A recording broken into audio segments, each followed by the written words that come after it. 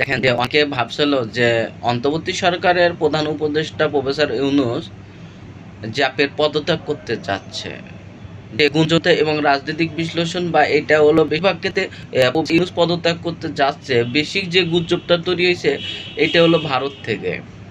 ভারত গত ৮ মাস ধরে ভারতে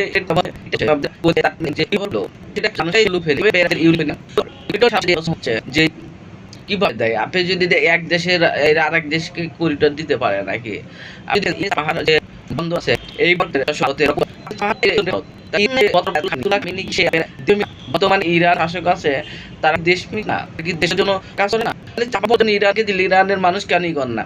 আপনি যদি দেন করিডোরের কথাই বলেন, যে করিডোর বাংলাদেশের যে করিডোর, এই করিডোর যখন এটা আওয়ামী লীগ সরকার ক্ষমতায় ছিল, ভারতকে আপনার যে করিডোর দিল, পায়রা বন্দর দিল, তখন সবাই বলছিল যে ভারত এবং বাংলাদেশের স্বার্থভাবে দিল্লি প্রবলেম, কিন্তু তারা ভারত যখন বাংলাদেশের করিডোর চাইলো, তারাই এক সময় বলছিল ভারতকে করিডোর দেন।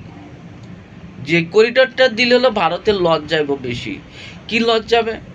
এখন যদি বাংলাদেশের আপনার সমুদ্র বন্দরগুলো এবং কক্সবাজার উন্নত হয়, এখন দেখেন কক্সবাজার বা ওই এলাকায় হাসপাতালে যাই হলো আপনার যদি পাহাড়ি অঞ্চলে যদি চিকিৎসা ব্যবস্থা ভারতের চিকিৎসা ব্যবস্থা দেখে ভারতের বন্দর কিছু না, বাংলাদেশের চিকিৎসা ব্যবস্থা উন্নতি করা যাবে না, বাংলাদেশে বন্দরই করতে পারবেন না।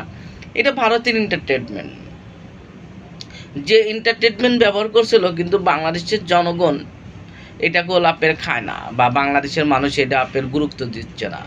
কারণ আপনি যদি দেখেন যে